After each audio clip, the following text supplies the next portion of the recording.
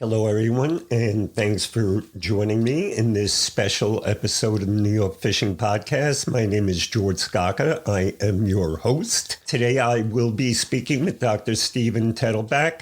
This man is an expert in the Peconic Bay Scallop. If you're anything like I, and you enjoy the best tasting scallop in the world, this is the man who really knows a lot about it, the most about it. He's doing it for 40 years. He's made 2,500 dives. He's been involved in the restoration project. And what he has to say about the scallop and the bay itself is, I'm not going to call it alarming. I'm going to say it's kind of something we all know, but it is very, very insightful.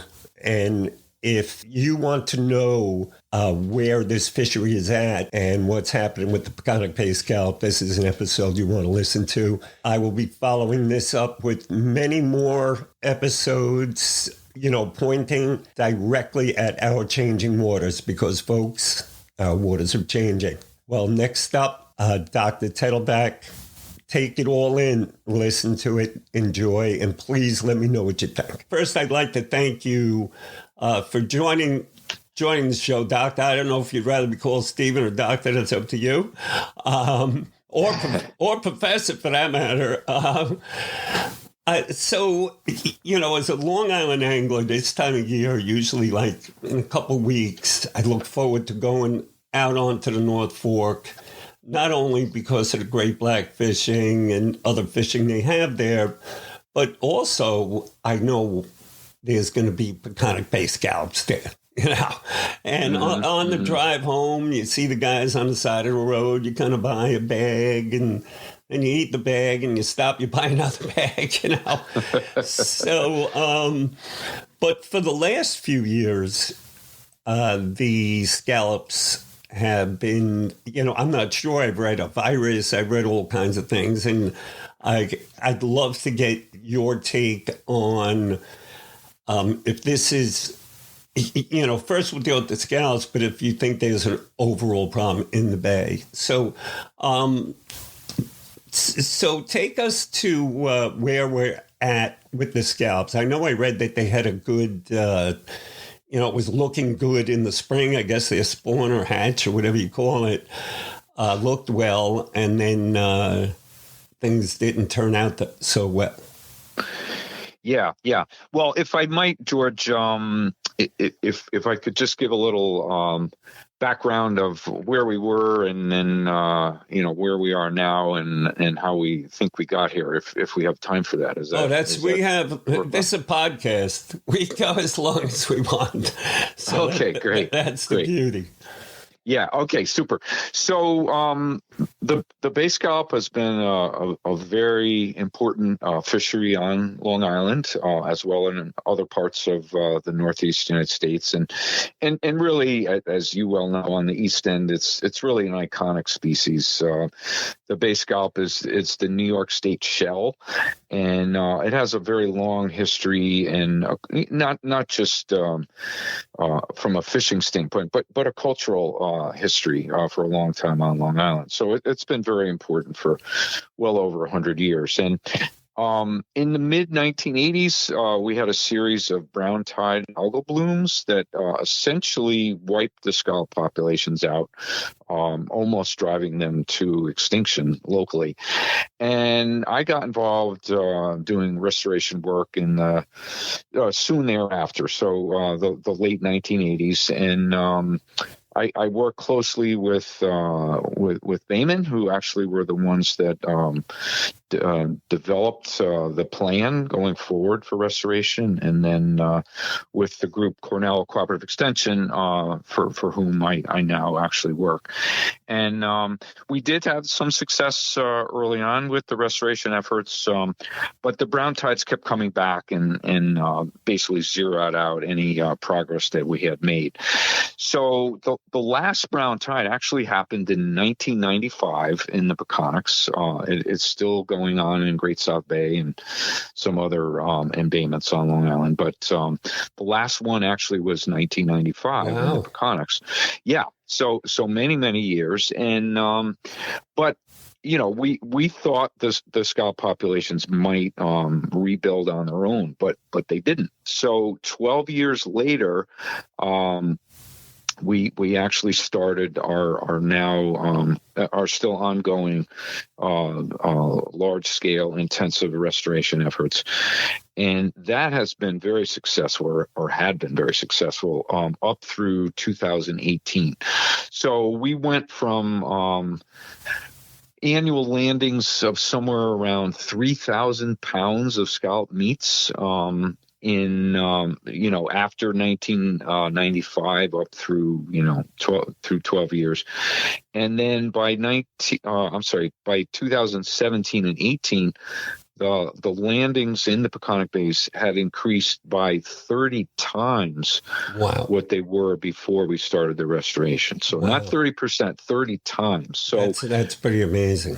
Yeah, we were thrilled, and and obviously it was very important for the local baymen and the local economy, and contributed substantially to their livelihoods. So things were going swimmingly up through 2018, even into the spring of 2019. Things looked really good. The scallop densities were really high. And then over the summer of 2019, we started to hear rumors from baymen that scallops were dying off. Now, there have been periodic die-offs, over the years. There actually was one in 2012. But the one in 2019 was way beyond anything I had ever seen or ever heard about. And when we were able to get in the water for our fall surveys, which we do in October, we found that there was about a 95% mortality from what we had seen in the spring to what was present in the fall. So the populations got decimated.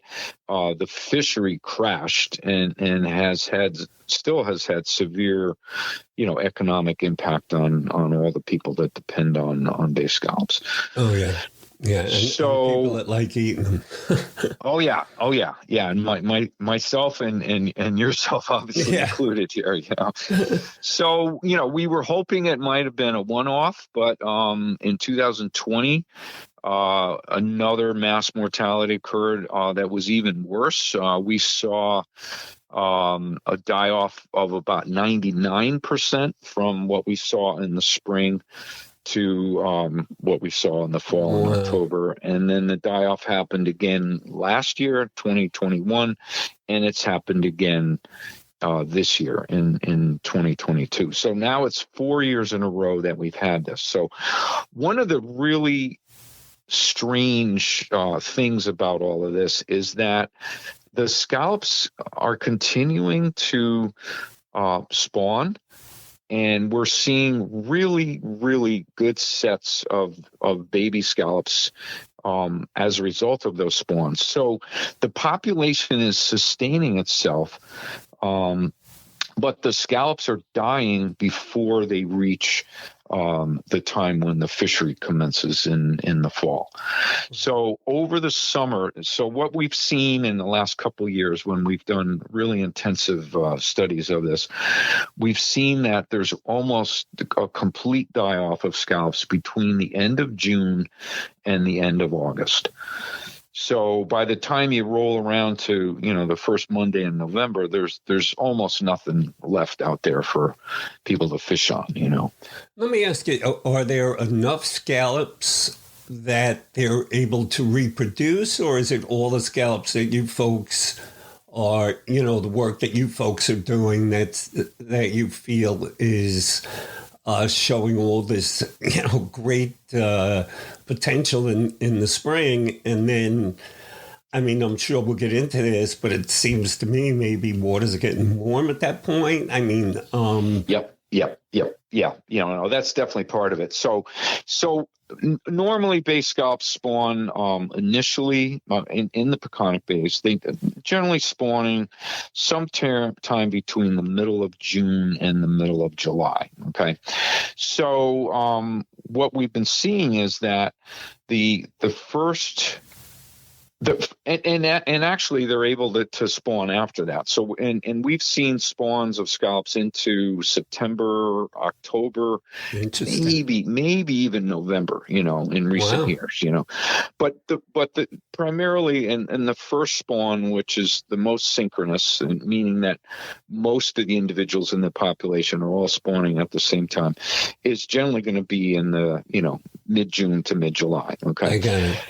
So what we've seen now, though, is that the scallops are spawning, but then they're dying after that, or maybe shortly after that, and so they're not spawning again. And the fall spawn is actually really important to the population, because it kind of buffers things. If you have a spawn where a lot of the offspring don't survive because of predation or environmental factors aren't good, then essentially you had all your eggs in one basket there. But the fall spawn in the past was a way to extend that out and kind of buffer the population. Okay, so maybe when they spawn in the fall, there's not as many predators around, and the environmental conditions are better for survival. But what we're seeing now in the last few years is that those fall spawns don't seem to be really important at all, because there's not many adults left to spawn when the fall comes around. Yeah. So now the project itself, does it actually, are you like seeding or? Yeah. Okay. So what we've been doing, this project started in 2005, and then we actually started doing the intensive plantings, about 2 years later. So what we do at Cornell Cooperative Extension, this is the Marine Lab out in Southold on the North Fork. We collect animals that will be the parent stock or brood stock. Those are spawned in the hatchery, and then the baby scallops are raised through a series of steps, and then ultimately put out at our major spawner sanctuary out in Orient Harbor. So if you drive to the Orient Point Ferry and along the Orient Causeway, there's a big bend along the edge of Orient Harbor there, and in that corner is there's a whole series of floats at the surface, and that's where we have scallops held in nets that are suspended on long lines there. So those animals are put in place, and we're talking several 100,000 are stocked into the nets to overwinter. And then when the spring rolls around, those scallops are spawning and producing literally trillions of scallop larvae that then drift around and settle, in different parts of the Peconic system. So, our research on the monitoring of populations really has shown irrefutably that the recovery of the populations after we started this restoration efforts in the mid 2000s was really primarily driven by the plantings that we did. And then as populations started to build up, Mother Nature took over, and the natural populations were driving all of the increases going forward there. So we are still stocking scallops, and we're hopeful to be able to continuing that as long as we get funding from Suffolk County.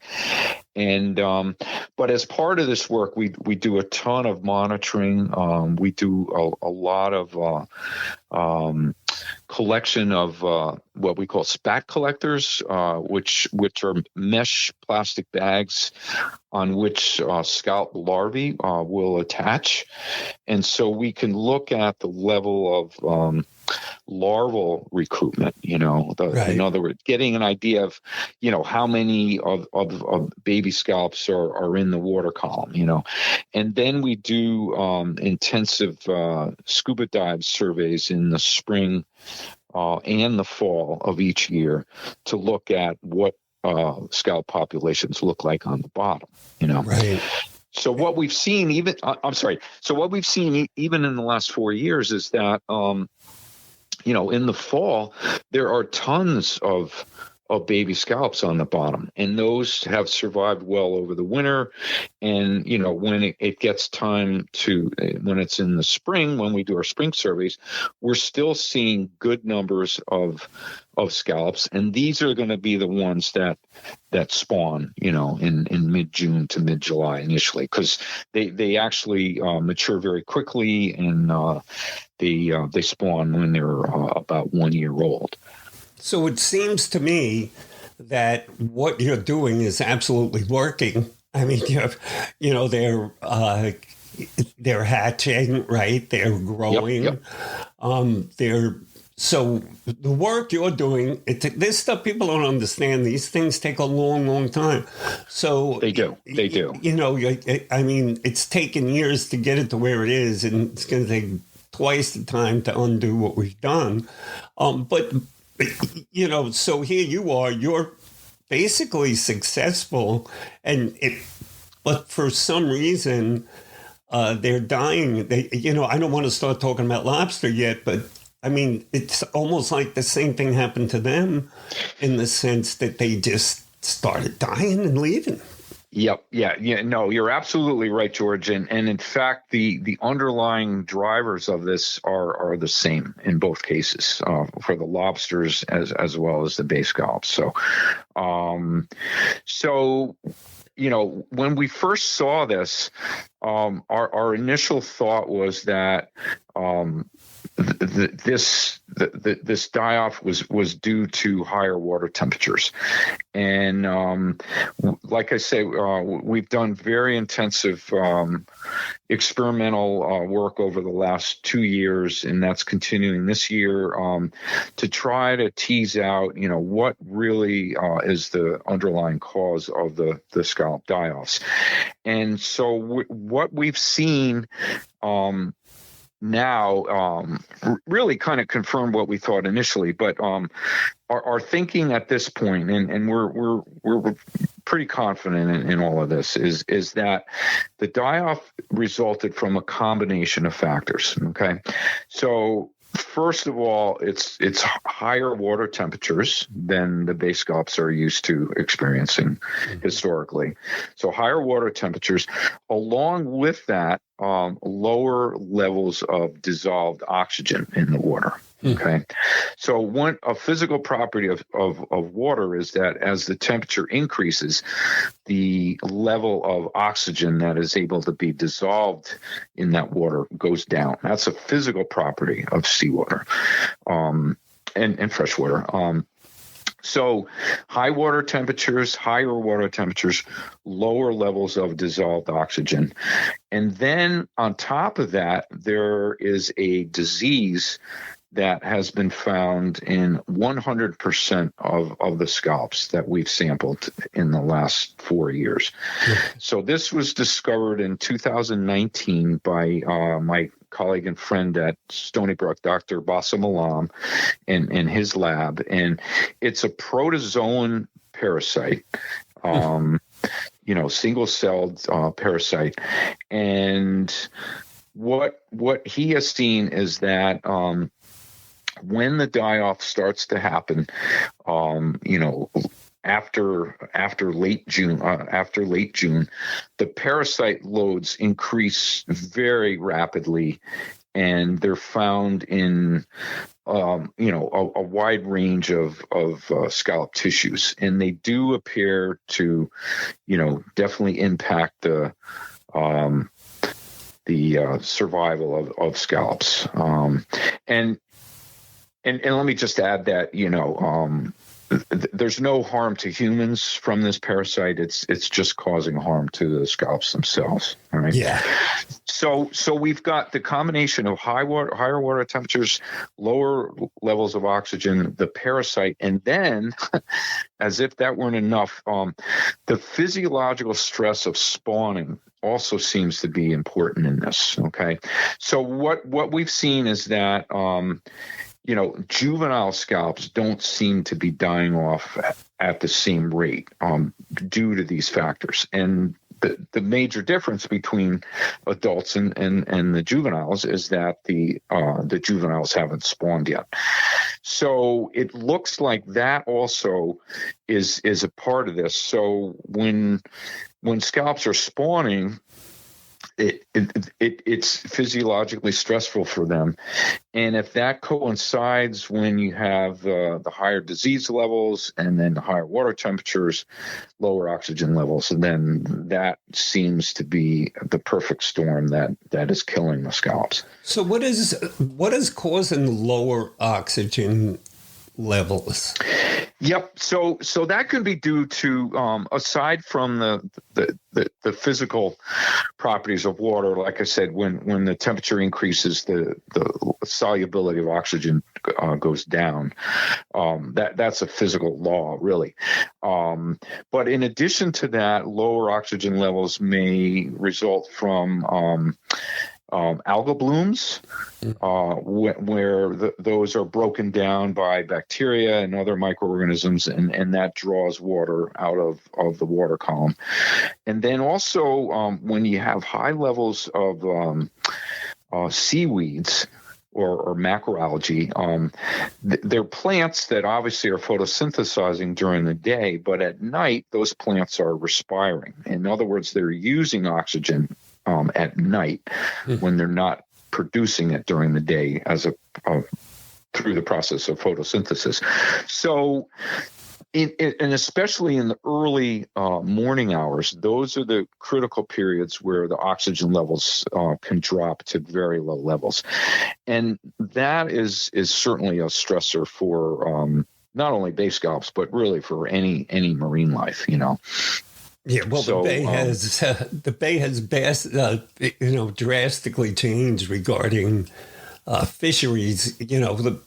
That used to be the haven for you want to do spring fluke, you went to the North Fork, right, and that bay held a lot of fish, and they've gone basically. I mean, they show a little bit in the spring, but it's nothing of what it was. Yet those fish are being caught in many other places. Right, exactly. And when you think about the bunker die-offs, that have occurred in the last few years, and historically, that's really primarily the result of low oxygen levels when these fish go up into the tributaries, and there's so many of them, and oxygen levels are low, and then you get these big die-offs. So that is contributing to the part of the story here for the scallop die-off. So, but the bottom line is you guys haven't given up on the scallops. You're out there still working, and there's still hope. Yep. Oh, absolutely. Let me just say that, we believe that the underlying driver of this is climate change. I mean, the water temperatures have gone up by several degrees over the last 15, 20 years. And, bay scallops are a sensitive species. They've been called by many people the canary in the coal mine, and so they're going to be on the forefront of animals that are dying off when the environmental conditions get to the red zone. And that's really where we're at now. We're seeing water temperatures in parts of the Peconic Bays, especially in Flanders Bay, where the warmest temperatures normally occur, they're 80 degrees Fahrenheit, and not just for one tidal cycle. This can persist over time. So, when you're pushing that red line that hard, that's where you're going to see these die-offs happen primarily. Yeah, so I'm not sure how much you would know about this, but I read somewhere that our region Northeast region seems to be warming quicker than other areas around the world. Yeah, you're absolutely right. You're absolutely right. One of the there's a scientist that just received his PhD at Stony Brook University, Stephen Tomasetti, and one of the chapters of his dissertation was on the scallop die-offs, and he did a really thorough study looking through the temperature records that are available from the federal government, and found that yes, in fact, the temperatures in the Northeast have increased dramatically.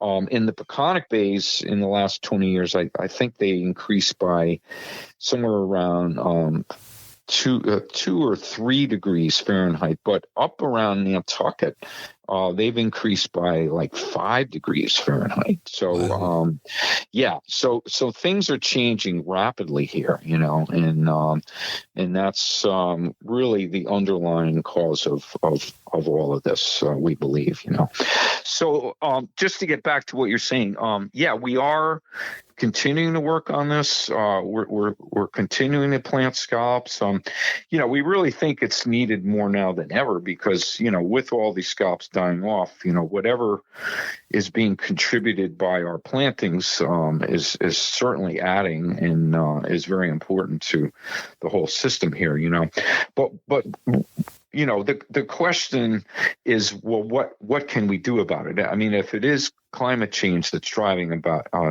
this, that's not changing anytime soon. The temperatures aren't going to drop all of a sudden within the next year, Right.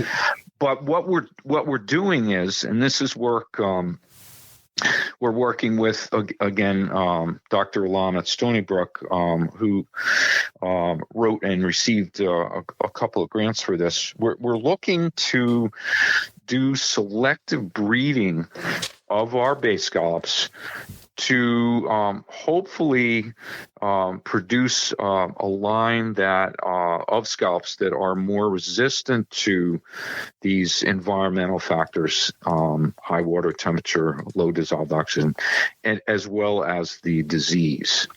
So we really think that that's our best hope at this point. And it's an approach that has been very successful with oysters and as well as with clams. So we're hoping that this is something that's going to help the scallop populations going forward.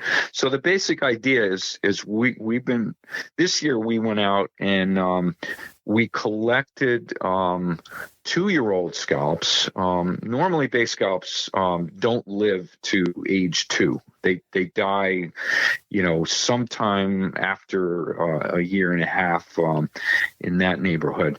But there are some parts of the population that will live to 2 years. So what we did in the spring of this year was we went out and dove and really spent a lot of time trying to find 2-year-old animals.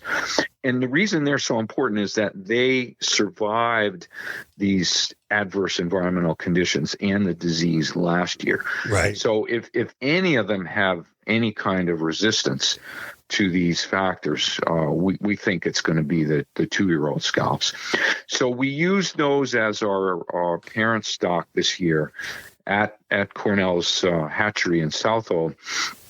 And, we're not going to know how they fare in comparison to other ones for, a year or 2 years. But that's what we're used this year to produce these lines. And Bossum and his lab at Stony Brook are doing the genetic testing over the next year or 2 years to document if, in fact, resistance is genetically determined in the first place, and if we can tweak that going forward to help these guys have a better fighting chance. So there's no work, though, being done directed at the virus to see if that could somehow, or whatever it is, disease, to see if that could somehow be treated.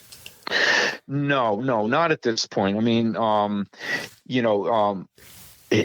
Bossum's lab has sequenced the genome of the parasite. It seems to be similar to a parasite that occurred in Icelandic scallops. And caused a mass mortality up there.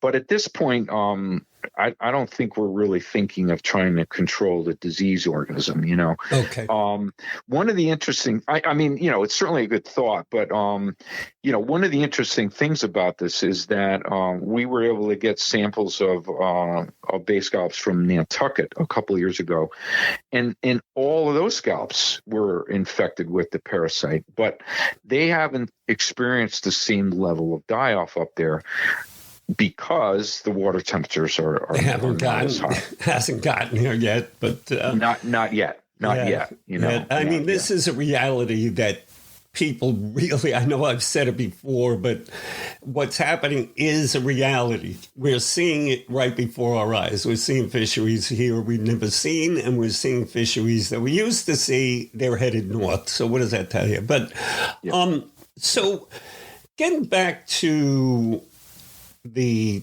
lobster population, we went from I think it was 4 million pound a year commercial fishery, might have been more, in lobster, to zero in like 2 years, 3 years. They were coming up dead, right? They were bursting inside. Yep. So was that ever, I mean, you hear, well, they were warm and it was, the temperatures were bad for them and all that. And they all ran north, which kind of does make sense. But I mean, does anyone know what happened to those lobsters? Yeah. There's been a lot of work done on this, and I think there's a real strong consensus about what caused the lobster die-off in Long Island Sound, and it's actually primarily driven by higher water temperatures. Yeah.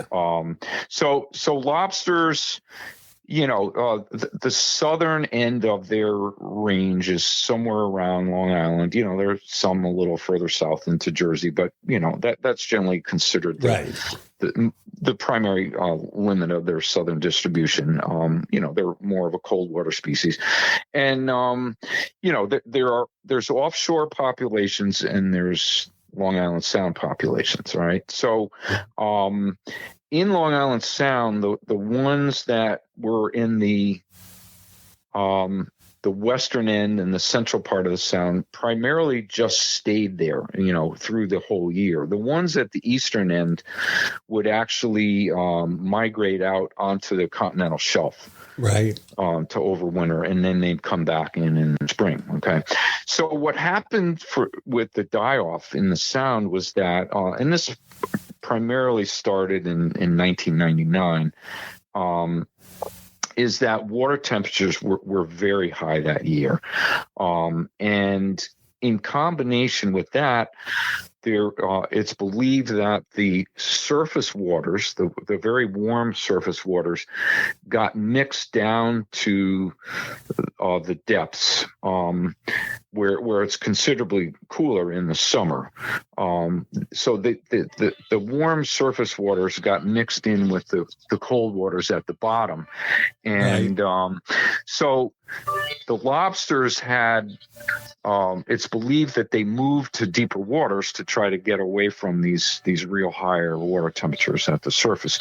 But with this mixing, wind-driven mixing, the scallops at the bottom, the lobsters at the bottom, died off in huge numbers as a result of that, And we're talking water temperatures that were several degrees above what they're believed to be able to tolerate, So that's really viewed as the primary cause of this. But in addition to that, there was another parasite, and this was an amoeba or a paramoeba that was found in these populations. And when the lobsters, kind of aggregated in these deep parts of the western and central Long Island Sound, they're very close to one another, and so the transmission of the disease was exacerbated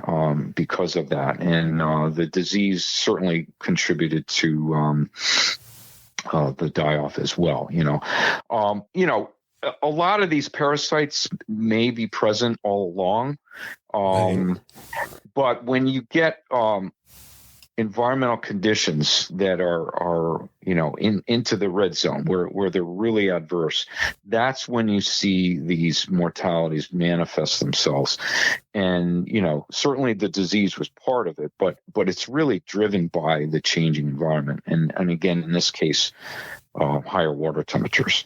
So that's really believed to be the driver of the lobster die-off as well. Now, there was discussion about the chemicals that were used to spray for mosquitoes, that was the primary cause, and it honestly, it may have contributed to some degree, but the half-life of that chemical was very short, and it was really at the surface, and the lobsters, were down at depth, at that time. So I don't think, that there's anywhere near as strong evidence to suggest that was a primary driver. Yeah, it's funny because a very good friend of mine at DEC is in charge of all that spraying, and every time I see him, I go, "Oh, the lobster killer."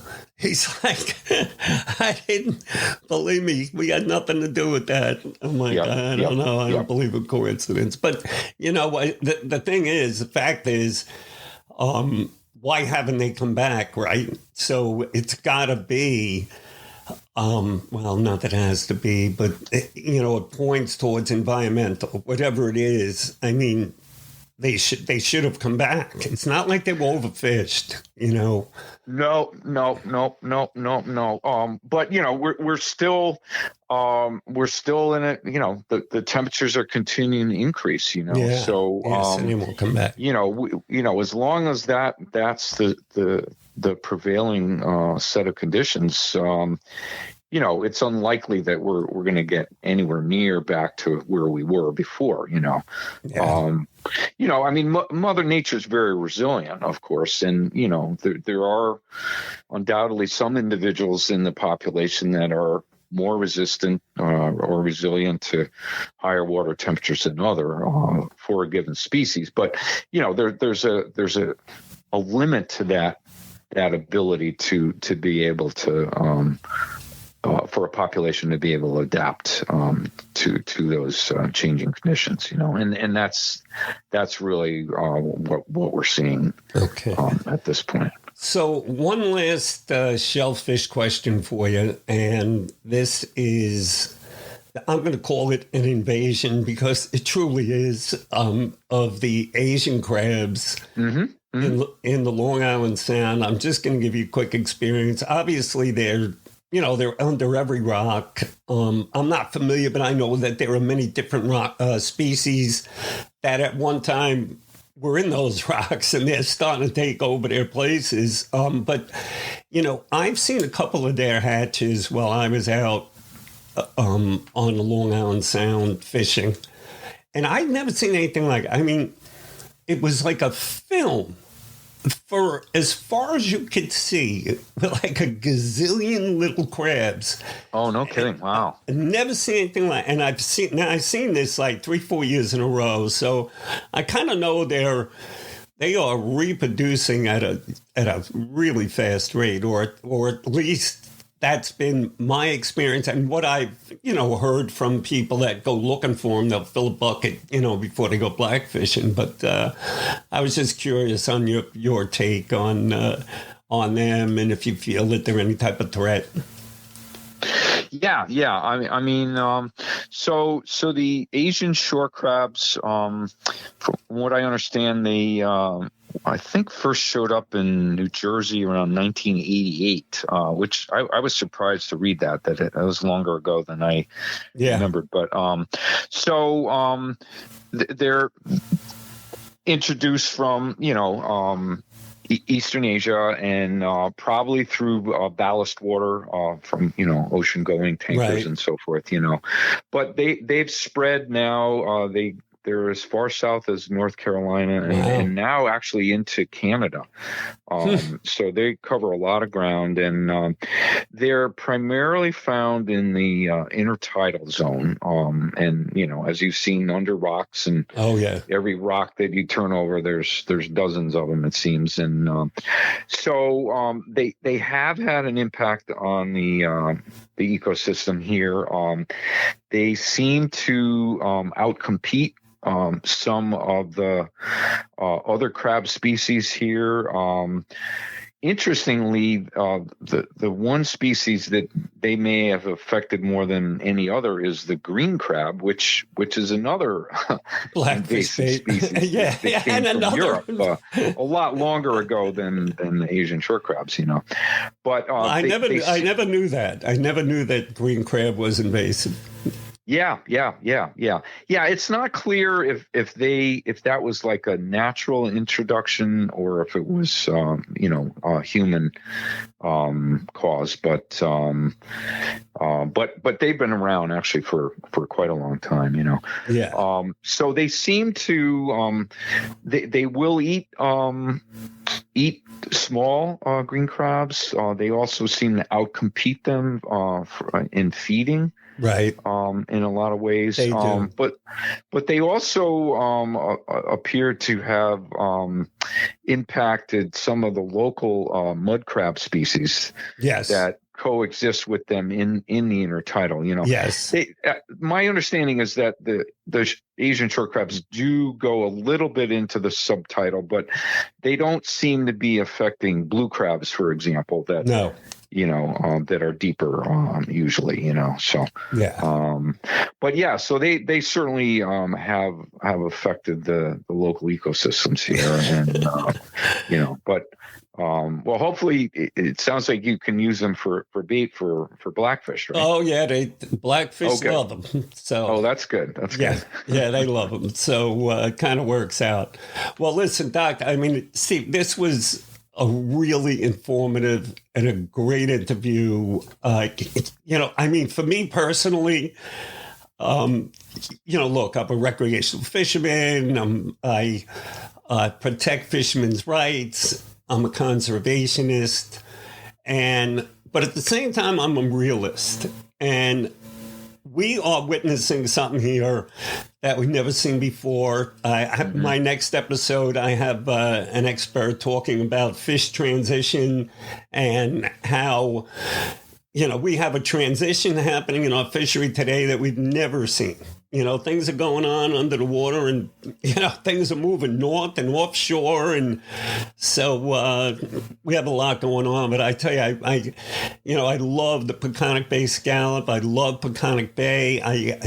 It disturbs me to see what has happened. And, it's not like it's a heavy populated area where you're worried about all this runoff and you're worried about all this stuff. I mean, yeah, that area is also dealing with it. So, there's a lot to be said for the truth. And the truth is we are experiencing serious changes.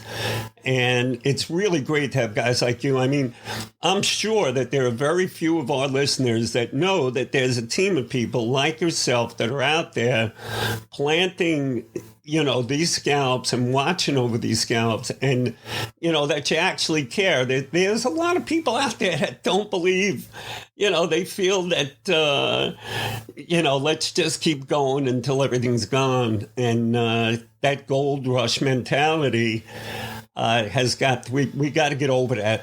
We have to, we have to get over that. So no, for sure. And, there's a lot of good things going on in the world to address climate change, but we've got to do it quickly. Yeah. We've got to do it quickly because things are getting worse faster than they're getting better. Well, sure. Absolutely, on the fishing front, that. So, well, look, I really appreciate your time. And if there's anything that I could ever do, or my listeners, if you want to point them to a website or, if you want me to send anything or send anything out, we also have a website, nyangler.com. So whatever I could do to help, please let me know. Thank you so much, George. If people want to learn more about our work, if you go to look up Cornell Marine Program, and then there's a link to our Bay Scallop restoration work on there, including publications that we have about great. our work and so forth. I'll have our team find that and get it up on the website. Great. Well, thank you, George, for the invitation. It was a pleasure to talk with you. Yes, it really was. Very informative, great talk, and I wish you nothing but the best, and hopefully we could save that delicious scallop. I hope so, and I hope you get some this fall here. Yeah, thank you very much. All right, take care. All the best to you, George. Thank you so much. All right, bye-bye. All righty, bye-bye. Well, I hope that was as educational for you as it was for me. I'd like to thank the good doctor once again for joining us, and please watch out for the future episodes. The next episode will center on the changing waters that we're seeing on the East Coast. For one example, how we had a targeted cobia fishery in New York for the first time ever. So once again, thank you all for joining. Please be sure to subscribe. The easy button, you just click it. And remember, you can reach out to me at George at NYAngler at any time. Thanks again for listening.